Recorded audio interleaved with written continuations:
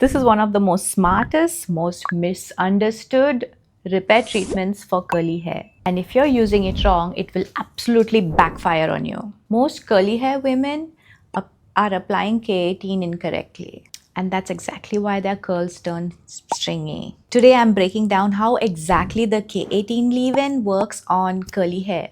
3A, 3B hair type, especially if you have color treated or gray hair like I do. I've worked with hundreds of curly haired women, and protein confusion is one of the biggest mistakes I see. And as someone with coarse, low to medium, low porosity hair, I don't play around with protein. My grays, these are extremely picky. So this review is intentional, not hype. If you're new here, I'm on a mission to free women from bad curly hair advice so you can stop copying routines and finally understand your hair. Because repair products only work when you know how to balance. So today I'm giving you the real breakdown of K18. But before you run out and buy it, there's one critical concept that people ignore: protein moisture balance. And this is why K18 works beautifully on some and completely fail for others. Let's talk about it. What K18 actually is and isn't. K18 is not a conditioner. It is not a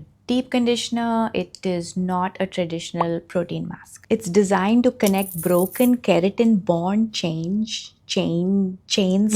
that is caused by color treatment, heat damage, chemical treatments, or even mechanical damage like brushing your hair, tight burns. Unlike traditional bond builders that just coat the hair or like temporarily reinforce the structure, K18 claims to work on the inside, like on a molecular level inside your hair shaft. And here's the key: it strengthens, it does not moisturize. So if your hair is dry and you expect softness, you'll be disappointed. And if your hair is damaged and you want your elasticity back, now we're talking. This is exactly why I don't believe in copying routines online. If you don't understand whether to repair your hair or moisturize your hair, you'll misdiagnose it. And if you want help in identifying that, I'll link my curly hair resources below. Once you understand that K18 is for repair and not hydration, everything becomes simple. I call this the repair, rehydrate, and style framework. So step 1, you repair, you apply the K18. Step 2, you reintroduce moisture. And step 3, you style, but strategically. That's it. Now here's the step. You have to apply the K18 correctly. Apply this treatment on your freshly washed, shampooed hair. Don't apply a conditioner after your shampoo. Don't apply any other mask, anything else after shampoo. I know you're concerned about maybe tangles. Oh no, how will I detangle? Don't worry about that right now. Right after shampoo, towel dry your hair, remove all the drippy water, and then you apply the K18 on that kind of hair.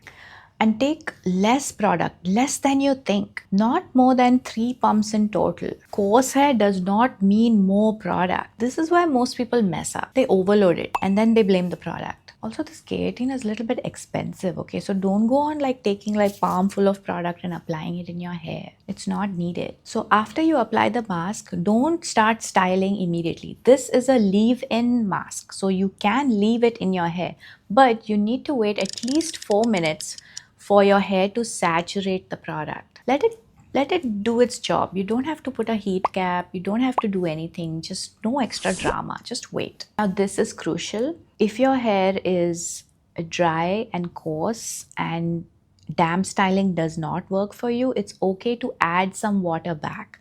But that doesn't mean you go and rinse the mask out or like dunk your hair under the shower to add water. Don't do that.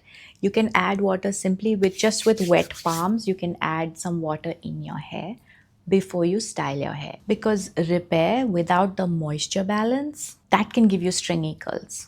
And my coarse grays, they turn stiff very fast if I don't reintroduce moisture from water.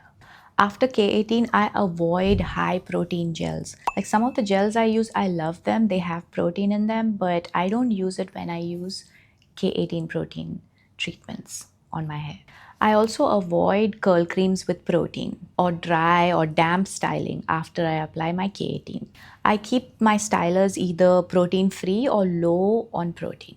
And I use this treatment every 2 weeks or so, alternating with deep conditioners. Not weekly, not every wash. This has to be strategic. Now here's what I notice immediately after I use a K18 repair leave-in mask in my hair. I got tighter, more responsive curls, no more limp, stretched out curls. I have better elasticity, that means better bowing. There's less snapping. My coarse hair tends to feel brittle a lot, but after a treatment like this and using protein-free stylers, there's less snapping in my hair. And curls bounce back faster. It doesn't make my hair softer, it makes my hair spring better. And that's the difference people don't talk about. Also, because it's a leave-in, it's the least time-consuming repair treatment I have used. No cap, no rinsing anxiety, no 30-minute wait. Excellent, efficient. This might be controversial, but K18 is not for everyone. If your hair already hates protein, this will exaggerate that. If your hair is moisture starved, you're using protein stylers, and then you do a protein treatment, you'll think this is a terrible product. Also, more is not better. Overusing K18 can create an imbalance like overusing a protein mask or doing clay treatments a lot. Repair tools are not daily crutches. They are strategic interventions. On style and diffuse, I notice stronger curl formation, more resilience, less effort on wash day. My curls didn't feel limp. They felt structurally improved. And for color treated, coarse curly hair, that's 3A, 3B, that's huge. So here's the system. Understand the damage level and understand your hair damage level and then use K18 strategically. More damage, use weekly. Less damage, use fortnightly. No damage, don't use it. Reintroduce moisture after. Style strategically. For my coarse, low to medium porosity curls, it works best as a repair tool, not a weekly habit. It's not a miracle cure. It's not magic. It's smart science. If you're thinking, Liz, I used K18 and my hair felt weird, you probably skipped one of these steps.